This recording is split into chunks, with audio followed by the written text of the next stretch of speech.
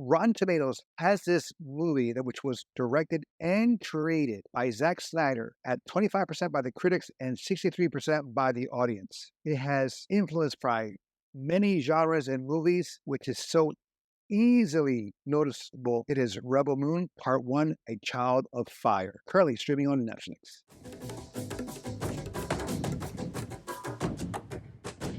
Welcome back to the Tales of Two Bros. I am Angel, I'm Adon. where we give you a review at least once a week. Spoiler alert. So, Rebel Moon Part 1, A Child of Fire, which is a long ass title, which is very influential by George Lucas's long ass titles for his prequels, which I thought was asinine back then. And I think this is asinine here. We saw it together during the Christmas holiday. Now, let's go over quickly into the credits. So, like I mentioned, is directed by Zack Snyder. Writers is Zack Snyder, as well as Kurt Johnstad and Shay Hatton. The cast, huge cast, but you have Sofia Boutella. She played Cora. She was in Kingsman. She was in also Star Trek 3. Digimon Anso. He is Titus. We know him from multiple films, but Shazam, he was the wizard. At Screen, he was Atticus Noble. He's Francis from Deadpool. Yeah. Yeah, Michael Hussman. He was Gunner. We've seen him in other movies, but I think he was in Game of Thrones. Yes, he was in Game of Thrones. Baydona Nemesis. She was in Sense8. She was in the Korean zombie show Kingdom. Holy crap. Okay. I did not know this. But Ray Fisher played Blood Axe. He was Cyborg from Justice League. Yo, I did not recognize him. I did not recognize him too because he looked like he bulked up big time. Charlie Hunnam, Kai, he was in Sons of Anarchy and some other shows, but that's what he's known for. Anthony Hopkins as the voice of Jimmy. I'll say it right now. My favorite character. Daznar as Tarek, and which was Tarek. When I hear that name, I think of that. I think it's a comic book called Turok. In a game. Right, in the game, right? So when I hear that, I think of that. Frey Fee, he was Belisarius. He was Korra's father. And I know I said it wrong, so sorry. Cleopatra Coleman, she was Devra. She was Lodax's sister. Stuart Martin was Den. This movie is influenced by sci-fi shows and movies he's seen, Star Wars being one of them. Also movies, samurai films, Seven Samurai being one of them.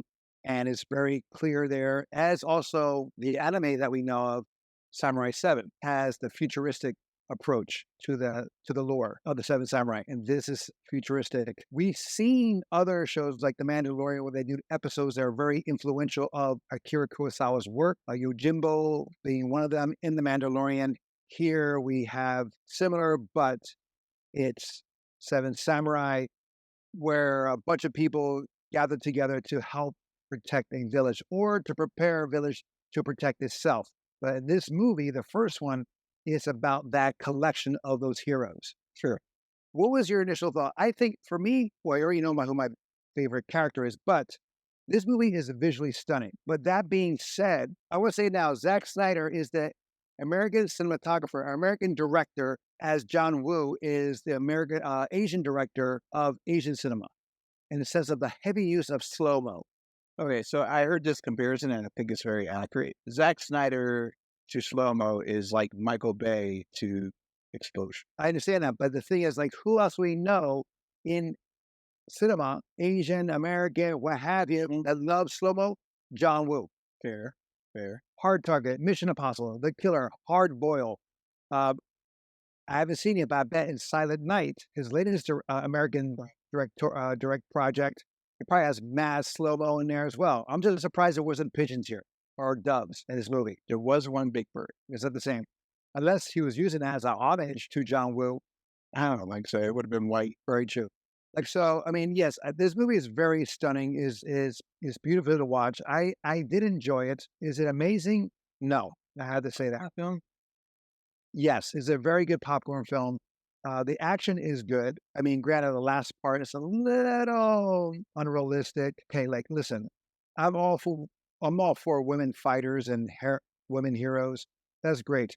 But you have a guide who is half cyborg, okay? like you don't know it, but inside he has like we take the back of his head, he has a metal skull like where you can inject through it like the Matrix, right?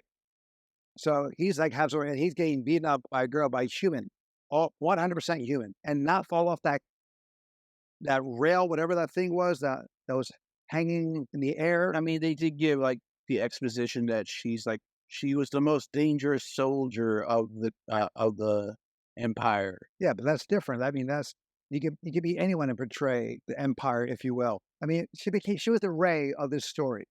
True. I thought when you were describing that scene, I thought you were going to talk about the slide. She slid underneath the entire spaceship. Was it an angle or two, or maybe not? I don't know, but it was just At an angle, but the thing was like she did a slide like it was just like maybe 3 feet big.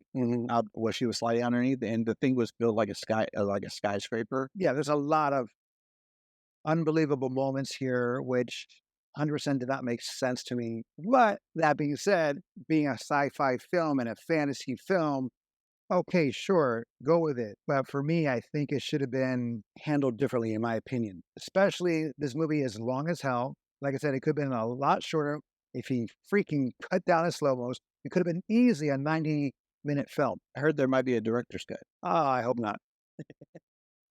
Like I said, Jimmy was my favorite character. And I think he had the best scene. Is when the girl that he befriended in the town, he considered her a princess or a queen. Yeah. And he hasn't killed anyone or that, not him himself, but that machine, the 3CPO, or what's that machine called from Rogue One?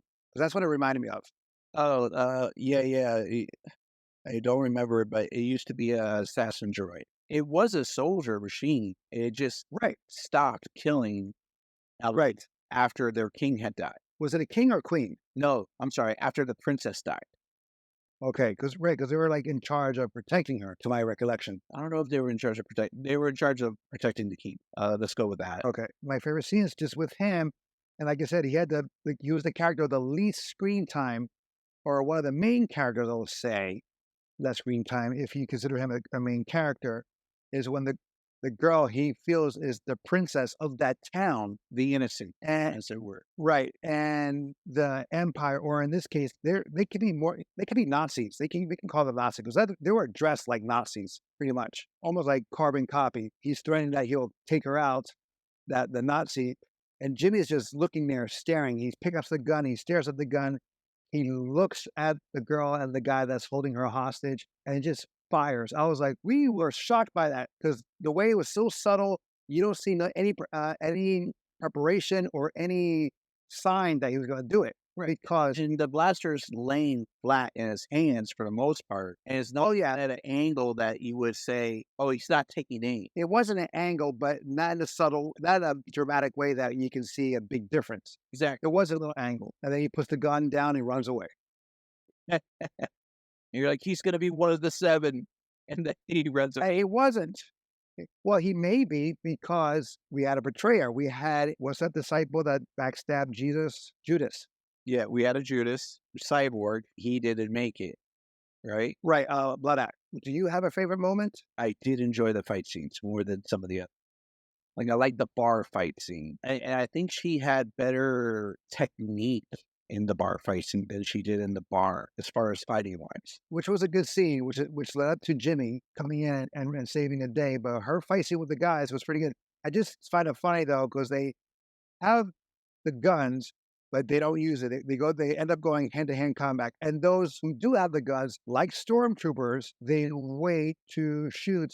They try to get up close to shoot instead of where a gun or a rifle, what have you, has his strength in his distance. You can't be up close on someone, even though you may hit him dead blank. But it's like by getting up and moving close, things can happen. Where when you're at some distance, you have some time for reaction or better time to hit or shoot, if you will.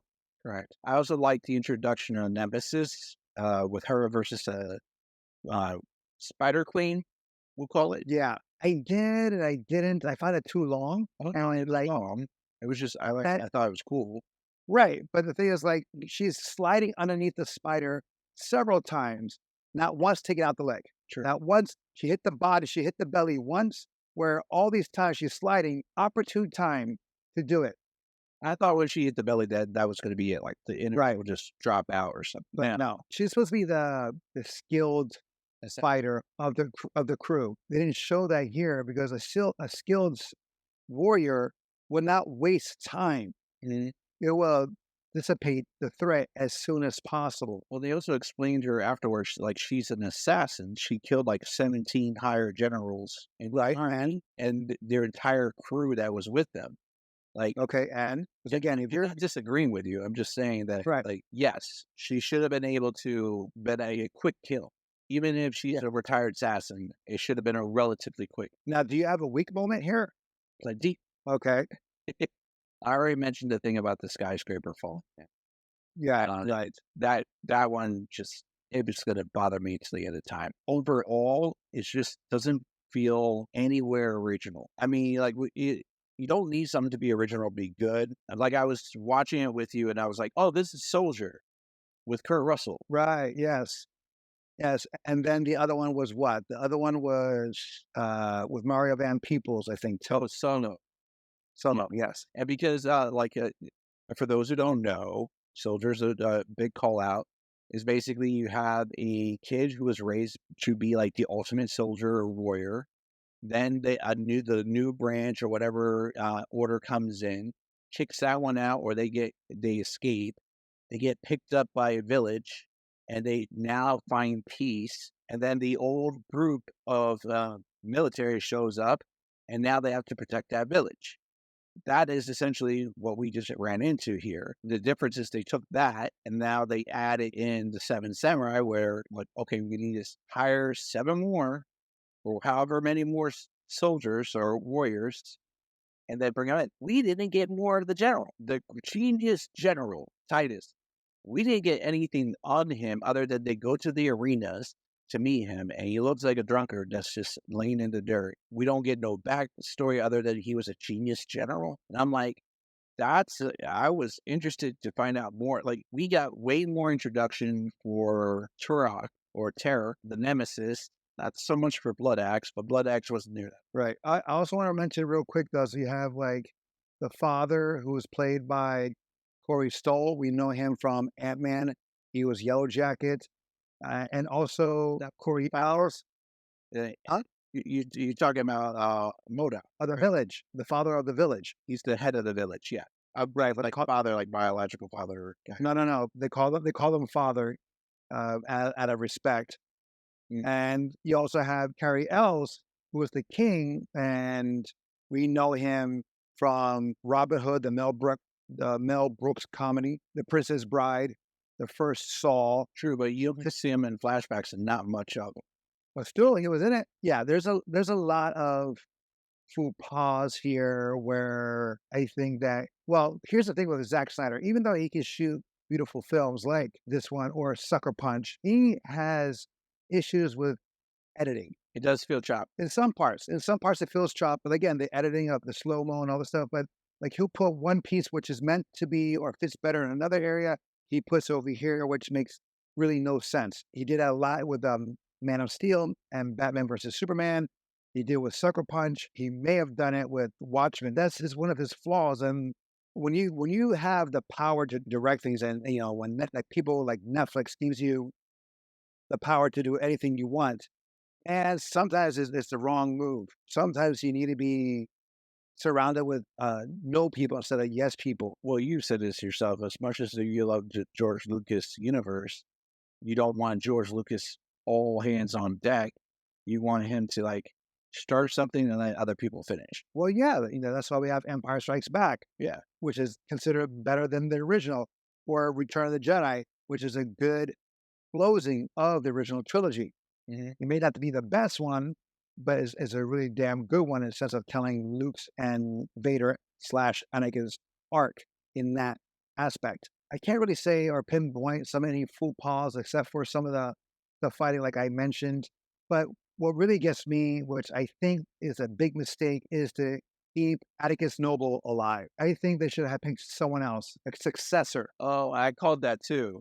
You did call it, And I said, is he's the Darth He's the Darth Vader. Right. He's died. He dove while he was tossed off that so hard. And so high. And when he landed, he should have been like pace on the ground. He should have been not solid like he was with an arm here and a leg there. He should have been like flattened easily. He should have been part of the rock.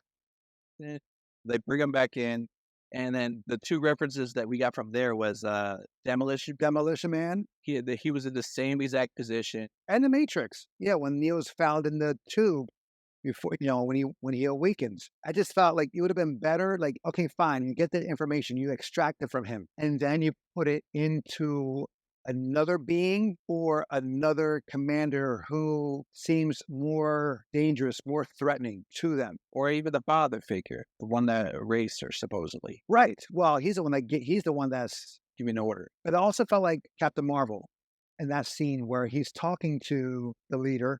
Yeah, it's like a mindscape. He's hitting the ground's starting to break the ice, and then he hits it again. It starts to get more bigger. There's the destruction. Hits it again, and he falls in. So it had that scene with the high intelligence in Captain Marvel. Yeah, I mean, regardless of all these flaws, it's a fun movie. I mean, the characters are interesting in itself. You have people who have something to redeem, but at the same time, you don't.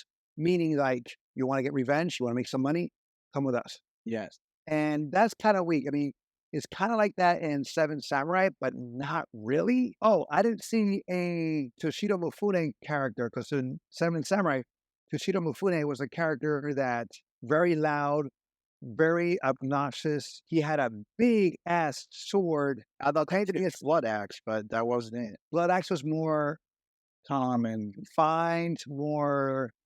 He was level headed. He was honorable. until it came Like- down to taking down a spaceship, and then he jumped head first. Yeah, he had the emotions got the best of him.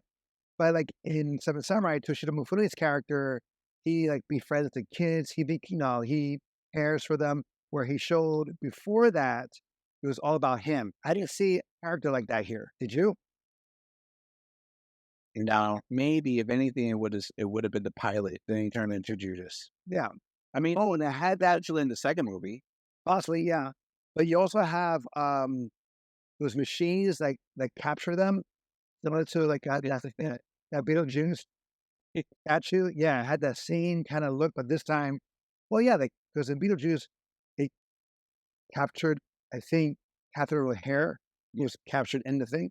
So they're almost similar. That death thing, though, when they use it from back here, and again, like the Matrix, but in the sense of pulling out to kill someone. Actually, it wouldn't kill him. It's to paralyze them. But the thing is, that one guy, it went through his neck. No, that's what it was. It was designed to do, is to paralyze them by severing their spine at a certain vertebrae, and then he's like, just get rid of them afterwards. That big guy that fell after that happened, it broke skin. He did not say anything. His eyes were open as if he was dead. True. I don't know how they like.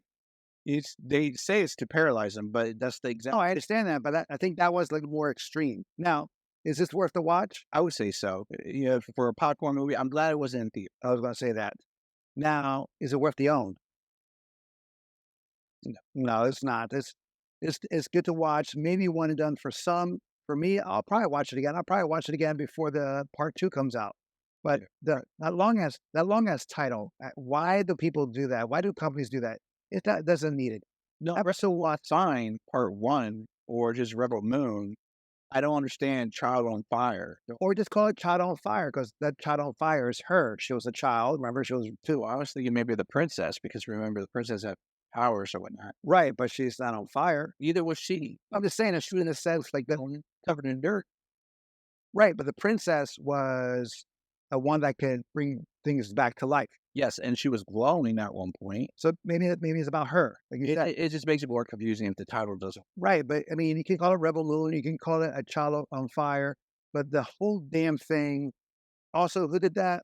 Harry Potter, but also the Hunger Games. All this. It's like Jesus, just give it just simple name. Like I don't call Episode 1 Star Wars Episode 1 the Phantom Menace.